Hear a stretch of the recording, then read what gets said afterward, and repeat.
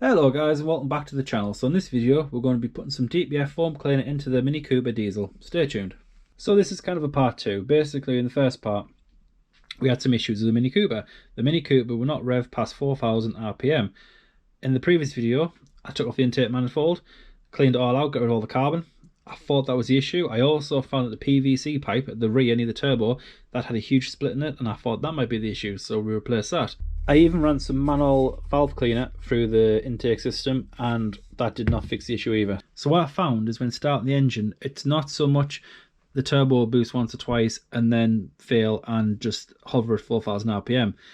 What I found is that no matter what you do, if you start the engine, put your foot straight down, after 10 seconds, you could be redlining, and within 10 seconds after the engine starts, it would actually idle itself back down to about 4,000 RPM. When you accelerate and you boost in first gear and then you shift to second, and sometimes you've got to boost in second before it failed, that wasn't actually the case. It was nothing to do with the boosting, it was just a time delay.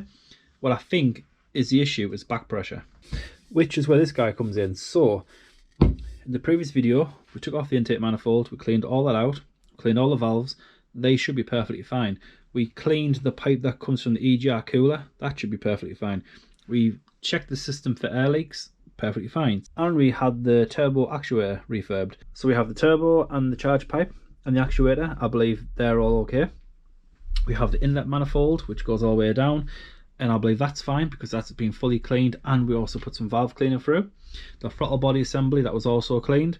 All the hoses and everything was checked, that's perfectly fine. So that brings us to the Egr valve, which runs alongside the engine, and then we have the DPF, which I believe, I'm sure the turbo is here and the DPF is right next to it, so that's why I got this.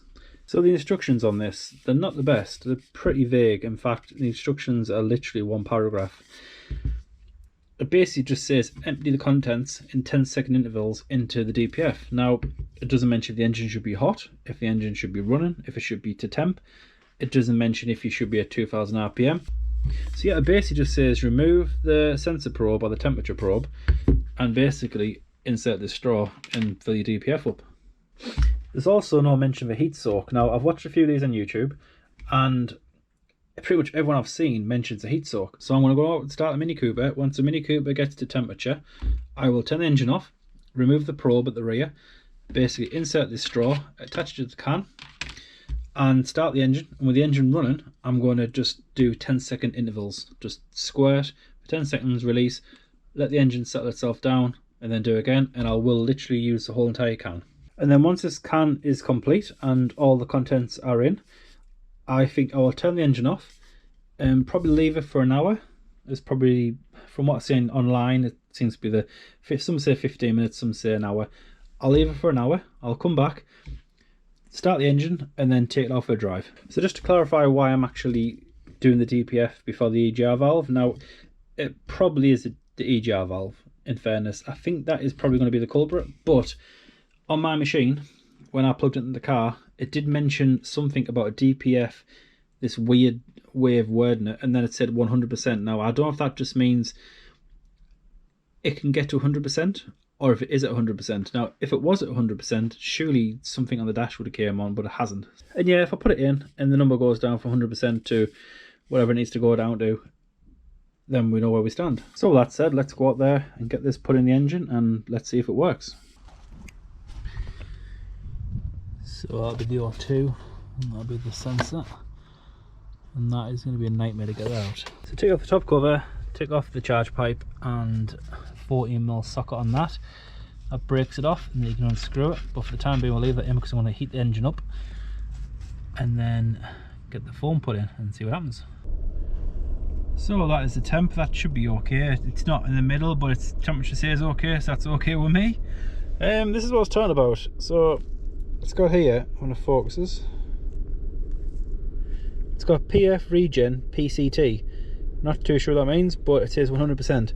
Now, I don't know if that's saying it can get to 100%, or if the regeneration is 100% complete, or if it actually needs a regen. I'm not too sure, but the rest of the status seems to be okay. As you can see, it's inactive, so it isn't currently regenerating, obviously. The pressure sensor, which is what I think this is here, 0.04 psi. Now that's low. I would have thought if the DPF was actually blocked, that would be really high, but I don't know, we'll try it. As we can see here, it's 100%, so let's go and put the stuff in and see if that changes.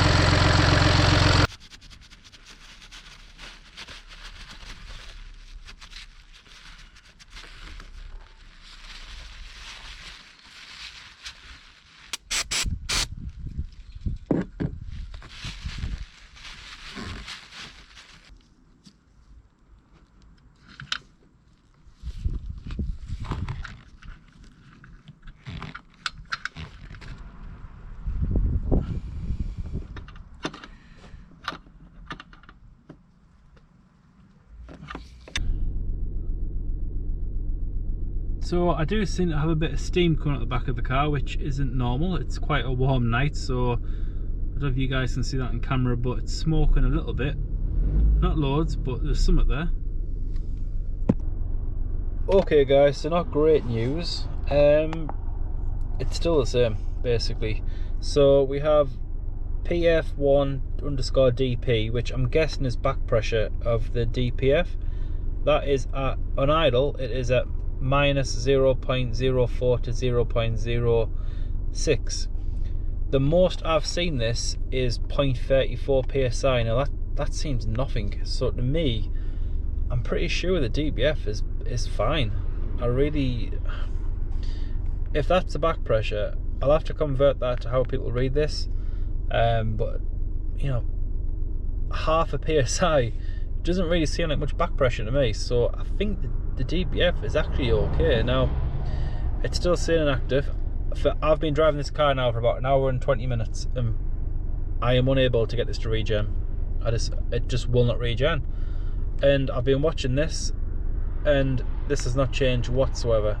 I'm guessing this regen state would say active, but it's doing nothing. I'm driving along, I can turn this engine off right now, turn the engine back on, accelerate and it'll red line, first gear red line, second gear red line, third gear, and it'll just halt at 4,000 RPM. That DPF cleaner foam, when you see people online putting the foam into the DPF and they start the engine, all this black soot and muck and disgusting stuff comes out.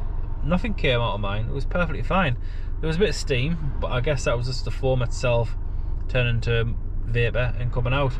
So has this actually worked? Have I did it wrong?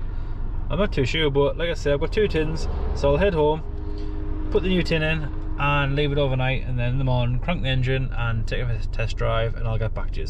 So I've been monitoring the RPM on my machine and it's not 4,000 RPM, it's 4,300 RPM. It's almost spot on 4,300, so hopefully do a bit of research and 4,300 RPM might actually be an indication of what's wrong with this car. So it's the next day, I've let it soak overnight, so let's give this a start and see how we go.